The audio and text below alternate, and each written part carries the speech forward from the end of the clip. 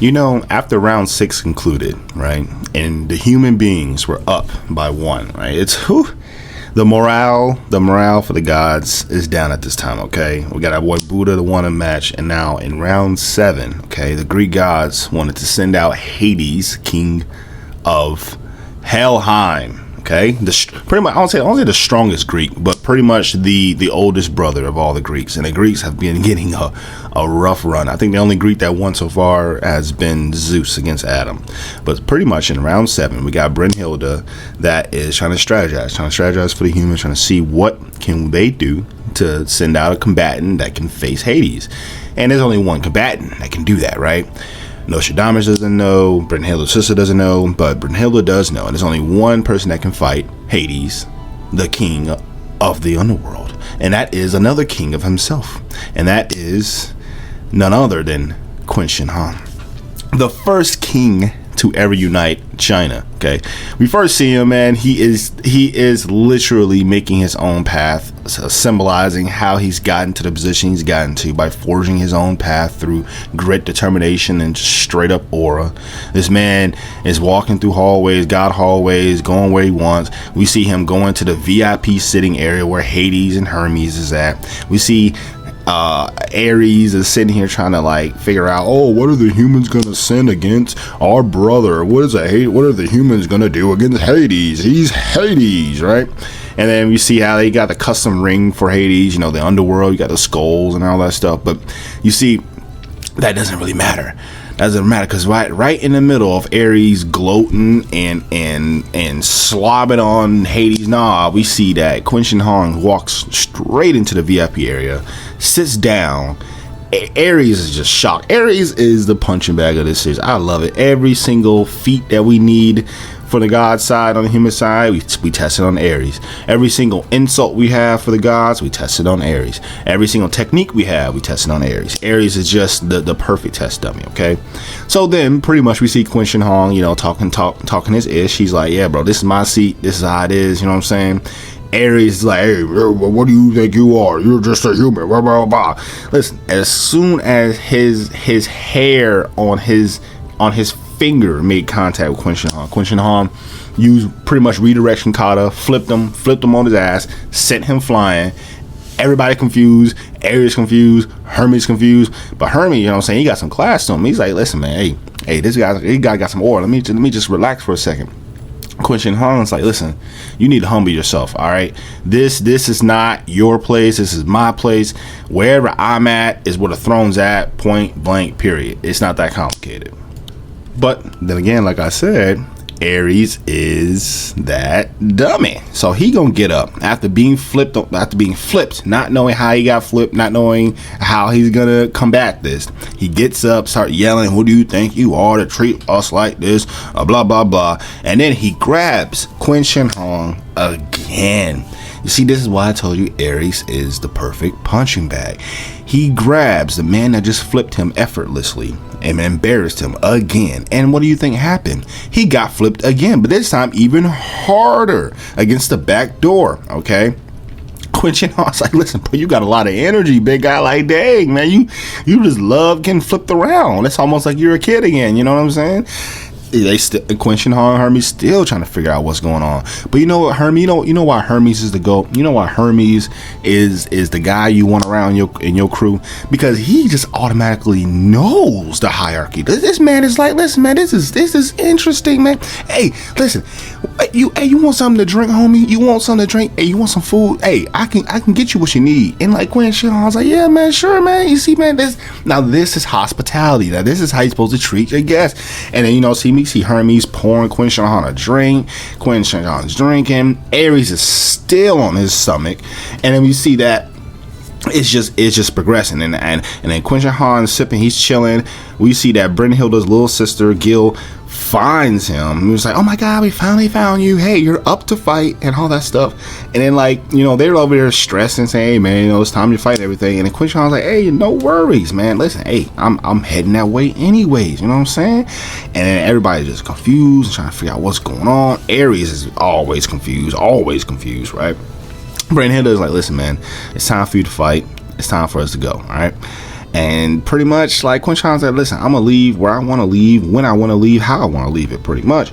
And pretty much he's like, all right, cool. And then she's like, all right, but you're fighting for next for me, man. She was like, man, perfect, man. I've been waiting for too long, you know what I'm saying? So pretty much now Ares is putting 2 and 2 together and be like, oh wait, this guy is gonna fight Hades? Wait, this guy's gonna fight Hades? Oh my gosh, like I don't even know what to think about this. But then Quin Shi Huang, right, and more ore farming. Okay, we see the announcer dude. He's announcing, right, for the fighters come in, right, and we see that through the gods' entrance. Okay, he's not using his own entrance. Okay, he's using the gods' entrance and having all of his proteges and all of his other fellow masters of China roll out the red carpet on the god side, and we see him descend down on the opposite side of where he's supposed to come in at. And I mean, what other portrayal of a true king can you have? That one that just forges their own paths, forges their own rules and everything. That is a true king. And being the one to truly unite China for the first time ever was not a small feat. Okay, I've been reading Kingdom, and I'm seeing the journey of China being united, and it is a peerless, a thing to do. Okay, you know what I'm saying? So big ups to Quin Shi Huang, you know what I'm saying? But then as soon as he gets to the ring, you know what I'm saying, everyone, is actually, cheering him on, seeing his Valkyrie, you know what I'm saying, is, the perfect form. She's the 10th born Valkyrie, you know what I'm saying? She's, the best for all that stuff. So pretty much like we see him pretty much instantly riz her up, you know what I'm saying? She's supposed to be against his personality, but you see that he's just so confident and calm in his approach and everything. It's just, you had no choice but to love Quin Shi Huang, you know what I'm saying? I don't blame you, girl. Just turn into his volume, you know what I'm saying, and become him, right? So pretty much his volume, Quin Shi Huang, is basically pretty much the perfect jack of all trades armor, right? With a little bit of this, a little bit of that, a little bit of that, right? So basically we see that Hades is finally coming into the picture. Okay, now we seeing that Poseidon's assistant is coming to Hades to give Hades his little brother's trident. Okay, because obviously Poseidon lost, but the thing is, like I told you, the Greeks are going through it right now, so they're putting a lot of their bets on Hades winning. Okay, they need Hades to win, bring back glory to the Greeks and all that jazz, right? So we see that, Hades getting hyped up, and Hades, it's the king of the other world. It makes sense, all bow down to him, sinister beast poured on him, blah, blah, blah, the eldest of all the Greeks, the king of Helheim. Listen, Hades is that guy, okay? But we see it's a king versus a king. It doesn't matter if you're that guy. It can only be one guy. You feel me? So right as round 7 is about to begin, we get a king versus a king, and we see that the match is already getting hyped up to hell, okay? And Hades is talking Quin Shi Huang, hey, your name's Quin Shi Huang, isn't it, right? The only thing you're guilty of is pretty much killing my brother. You know what I'm saying? Your race killed my brother, so you're gonna catch these hands, right? And then pretty much Quin Shi Huang's like, hey man, listen man, it is what it is. You can do what you gotta do. But pretty much we see that Hades, within the first shot, we see the narrator tell us that because of his immense strength, the first thrust that Hades did was a one-shot kill. Okay, it was meant to be a one-shot kill. But then we see that Quin Shi Huang is easily not sweating it. Yes, he did get grazed, but he is not losing his composure or his cool, showing his battle experience and his intellect. And we see that this one hit below, Hades is doing this 3, 4, 5, 6, 7, 8, 9 times in a row. Okay, but we see that Quin Shi Huang is not getting hit at all from any of these blows. But then we see Hades change tactics. But then as soon as he does, we see him put even more force into his thrusters, man. And then we see that also didn't work, but it's destroying more and more of the ring. And Quin Shi Huang has to be on his toes. He can't relax even for a second. But then we see that everyone is talking about the power that Hades is doing, and it's still scratching and still making contact with Quin Shi Huang, but it's not any fatal blows. But when we see that, the pressure does not stop. Hades, like I told you, Hades is on a mission. His brother is dead, the pride is down, the gods are down by a point, the humans are finally up by a point that hasn't happened yet. Quin Shi Huang got a lot of pressure on him, right? Hades coming at him with everything he got. Everybody's trying to wait what happened, but then Quin Shi Huang uses his volume Okay, he uses his armor to actually block the attack, deflect it, and then uses his own attack to redirect the damage back to Hades. Okay, landing the first blow from him on his side to Hades. Okay, then we finally seeing that he had this Chiyo Gaishiki armor that, like I told you, a little bit of everything, a little bit of defense, a little bit of offense, you know what I'm saying, a little bit of long range, a little bit of short range, a little bit of everything, so that he can be adaptable and be able to do anything in any situation that he chose. Okay, now that is what I call a king versus a king. It is nice to see that. We see that. It's nice to see that. We see that pretty much in Qin Shi Huang's flashback, how he pretty much got the power he got. So we find out like every single king of China had to bow down to this demon Chiyo. Okay, they wanted any province, they wanted any prosperance in their country, they had to succumb to this demon to get offerings, to get, you know, money or whatever it happens to rule their country. But it was one man only, Qin Shi Huang, that went against this rule, went against this way of living. Pretty much said, I'm not going to succumb to you, you know, pretty much I'm going to defeat you, I'm going to be the only king, I'm not succumbing to you, pretty much, right?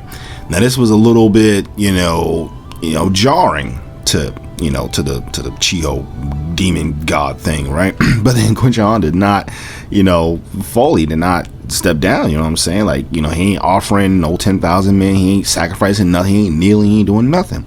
He pretty much, Qin Shi Huang pretty much said, hey, this is what I'm gonna offer you, man. I'm gonna offer you these hands, right? So then pretty much, you know, a battle ensues, and then Qin Shi Huang finally actually beats the demon after a long fight. But then we see that pretty much like that's how like he became like the first king to unite China, because he was the first king to actually defeat, you know, the Chiyo, the god of war, right? No other king has done that. So that alone cemented his merit, right? But then in the 28th year of the reign of the king of Qin, he performed the ritual of the Feng Shan, all right, atop of the Mount Tai, and he assumed the name Qin Shi Huang, all right?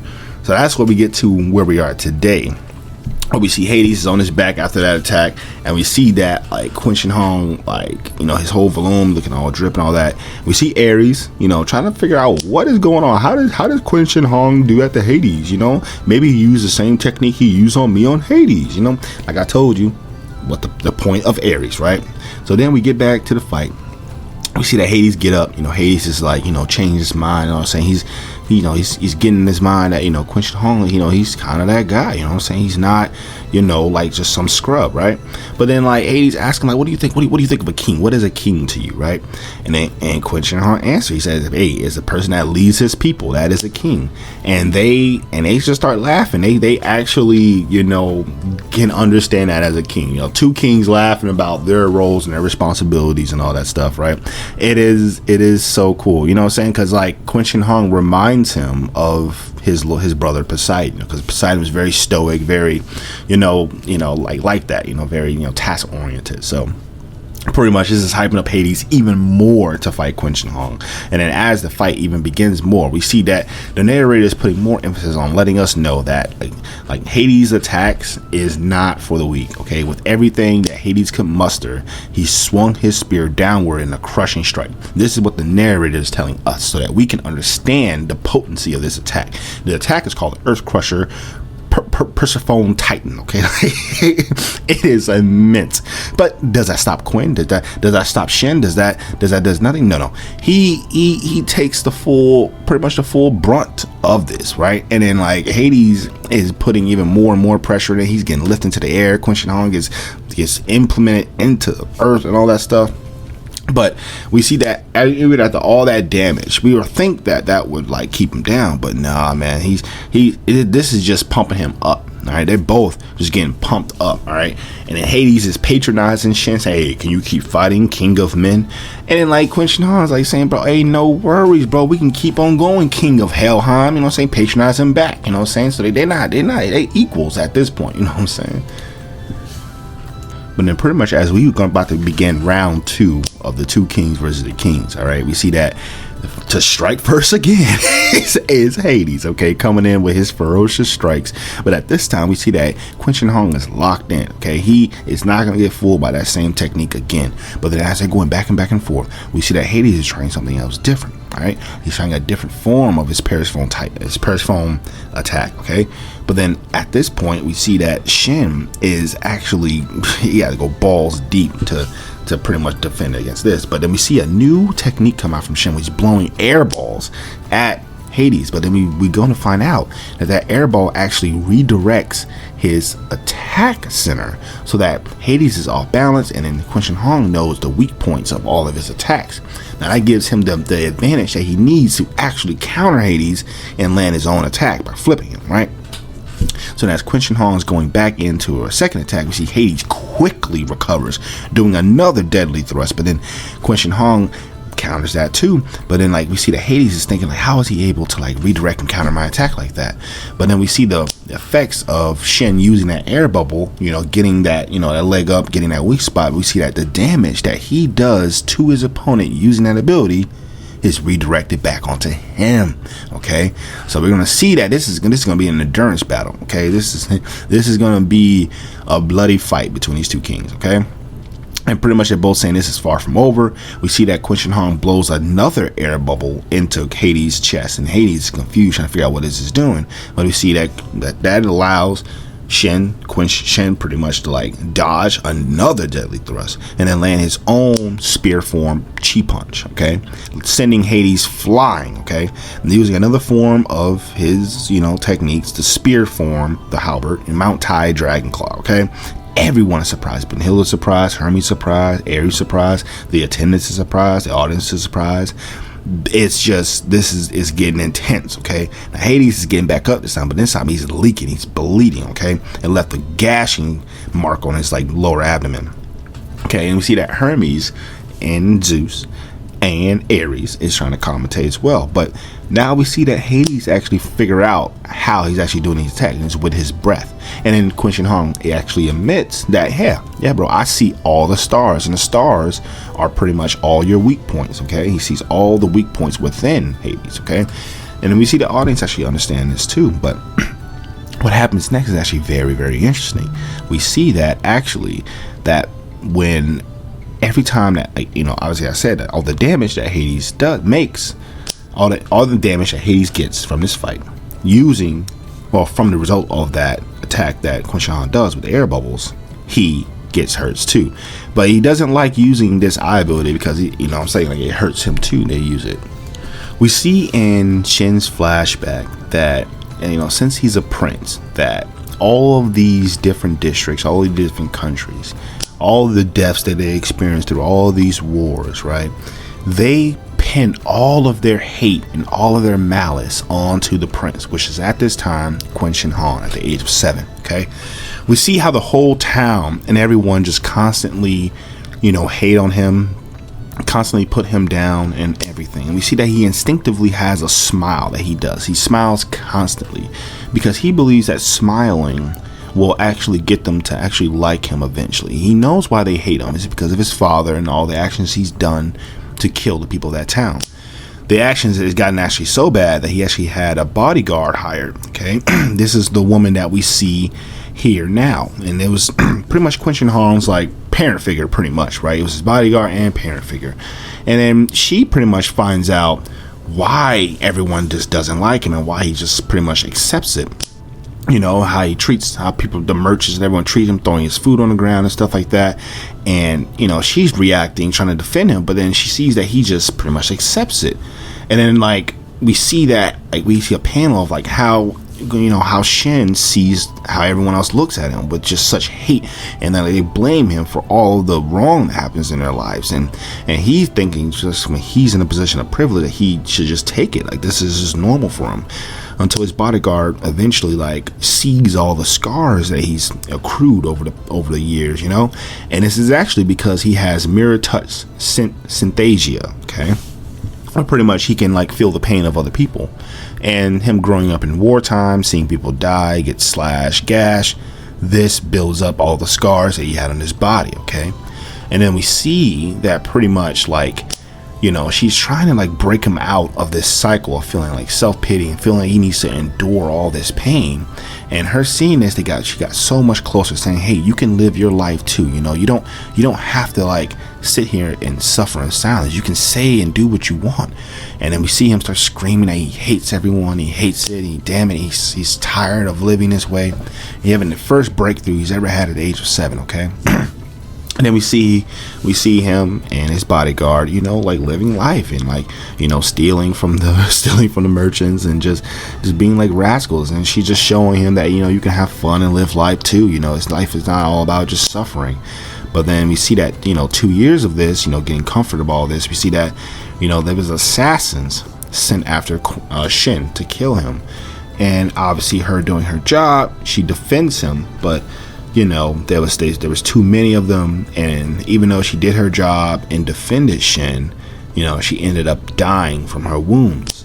And then we see that, Shin, wanting to honor her, he promises that he will keep moving forward and he will be a great king. He will be a great king because of her, okay? And then she saw Shin as like being like having as pretty much having her own kid, okay? That's what she was saying in her dying breaths, and pretty much like calling each other mom and son and all that. And like pretty much he really took a hit to that. And then now pretty much that's why his inspiration from his armor and how he dresses and how he fights is because of his bodyguard. He's pretty much his mother. And we see that he made a promise that he's going to walk the path of an emperor. And then we see that he's done that. He's become, everything that he promised himself to be. And that's the Shin that we have today. And then back into the present match, we see that, that he proclaims to Hades that he is the greatest king.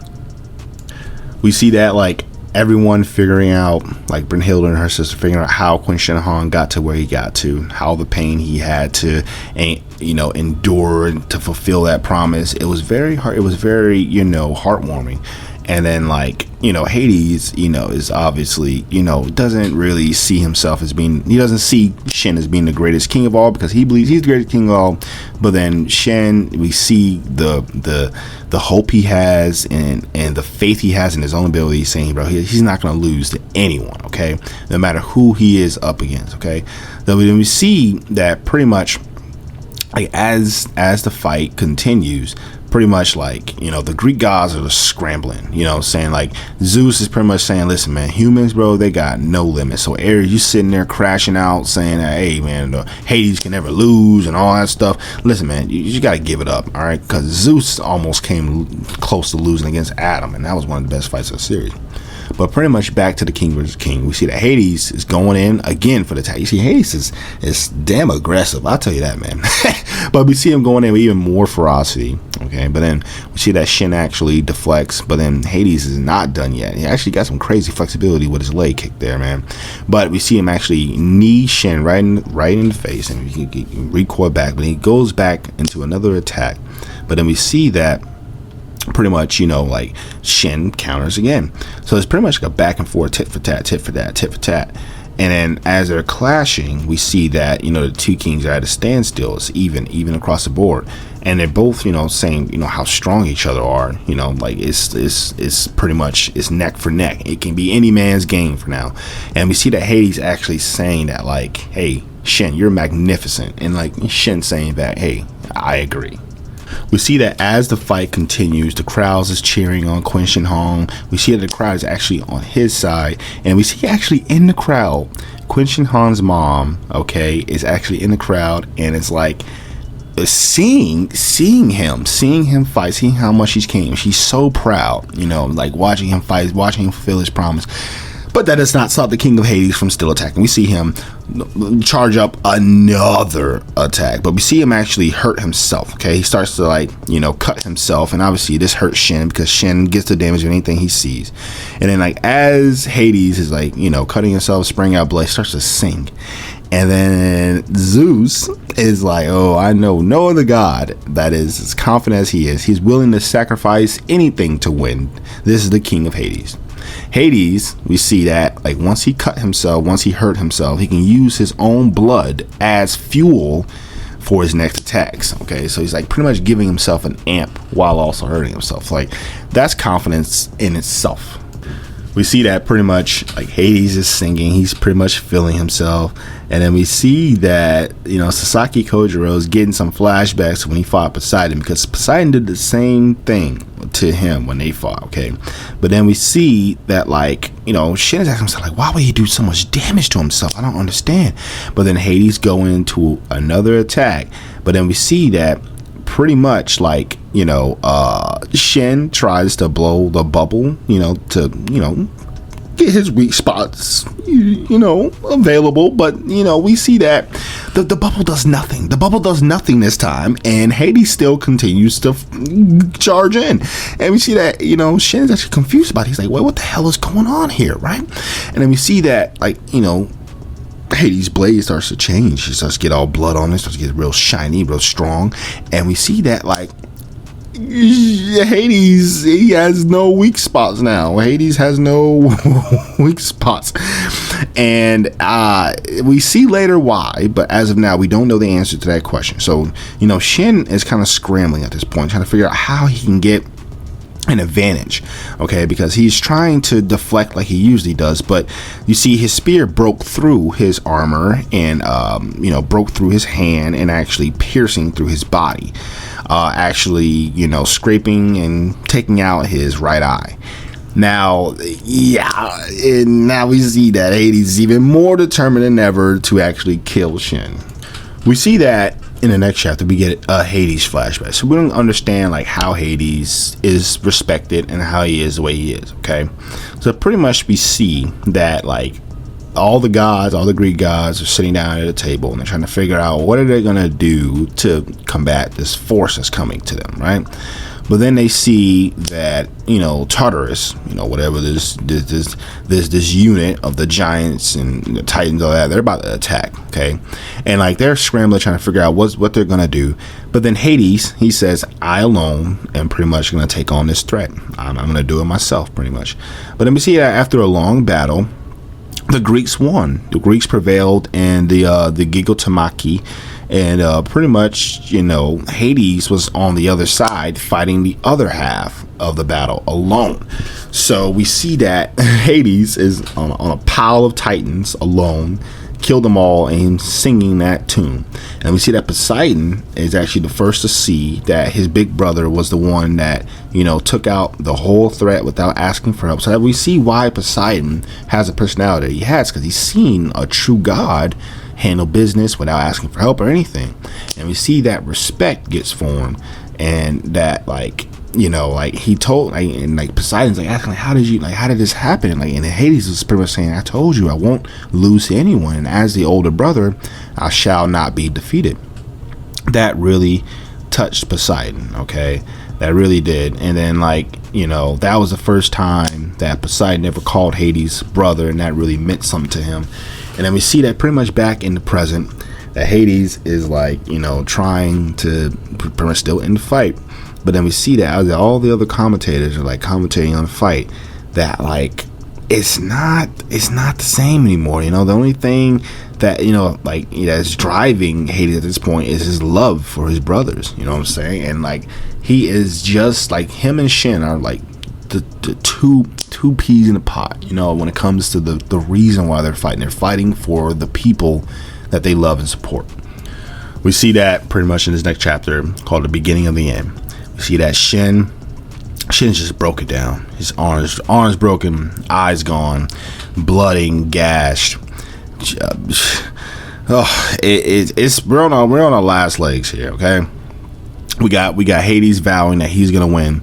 We got, you know, the Valkyrie pretty much, you know, for Shin is trying to like figure out what's the next game plan. But Shin's just saying, listen, you guys gotta believe in me. We're gonna get through this. And as everyone has their perspective on like how this fight's gonna go, we see that Hades is pretty much, you know, trying to like, you know, figure out, you know, like what's going on, what's driving you so far. And then when everyone's thinking that like Shin has no chance at winning, Shin is doubling and tripling down. Okay, he's saying like it doesn't matter. Kings, pretty much stubborn. They're gonna put everything they have into themselves. They trust themselves that much, and we see that Shin has another idea. He changes his volume into one attack. Okay, so he's not using his his hybrid form. He's using one, transfer all his energy to one sword. Okay, so this is gonna be the final bout. Okay, so as they are about to clash, we see that Hades is using his final attack. We see that Shin is trying to guard against that attack, and we see that Shin gets completely overwhelmed easily. Hades lands the attack. Shin goes flying. He loses that arm. Now Shin just has one arm left, but he sees that attack got to the point where Shin can now see Hades' weak spot. He see the biggest star of them all, and he notices that pretty much the reason why he was been struggling all this time since Hades pulled out this new mode of his is that all his weak spots got transferred to his sword, because his sword is the thing that now has his life essence inside of it. So that is what the difference that we're going to see before Shin about to do his final clash. We see that the announcer is hella confused how Shin is able to still stand up after losing his arm, after getting all this damage. But we see that pretty much, like I said, Shin, he saw the attack, he saw the star, and he got one left in the tank. Okay, he's listened to all the voices of all the people, all the cheers, and he's thinking about himself as a kid and all that freedom. And we see that his mom is seeing this and seeing all the promise he has, seeing all the endurance he has, and she's truly seeing that he is the king that she always knew he would be. So everyone is preparing for this final attack. We see that Shin is pretty much, he's putting all of his energy, all of his hope into this final attack. And then Hades sees this, and he is so proud of this human. He is saying he is so proud to be able to fight like this, be able to put everything on the line, and everyone feels this tension as it's going, as Hades doing his last Eos. And as he's going in to Shin, we see that this fearsome thrust loaded with everything Hades got. We see that Shin did not move a single inch, and we see that he is as calm as ever, and he waits up until the point of contact between his sword and Hades' weapon. As soon as they make contact, Hades actually is confused as to how Shin was able to do this, but Shin blows his air bubble directly onto the weapon, making the weapon lose some of its power, giving Shin the advantage to the point where he'd be able to counter this, so that the weapon isn't as overpowered as it usually be. The power is getting redirected back into Shin so that he can then break Hades' weapon. And we see that he completely shatters Hades' weapon. And then we see that in his last attack, he thrusts Hades through his chest and actually kills him. And Hades, in his last words, is saying he expects nothing less from a king. But then as he's falling and dying, he says to his brothers that he's sorry that he couldn't keep the promise of avenging them. And we see that as Hades is lying on the ground, dying, that the winner of round 7 of Record of Ragnarok is Qin Shi Huang. And this moment, guys, this moment of humanity finally getting a win, having the one up on the gods, not being tied, having the advantage, okay, being ahead. This was a pivotal point in Record of Ragnarok, and it was round 7, a king versus a king.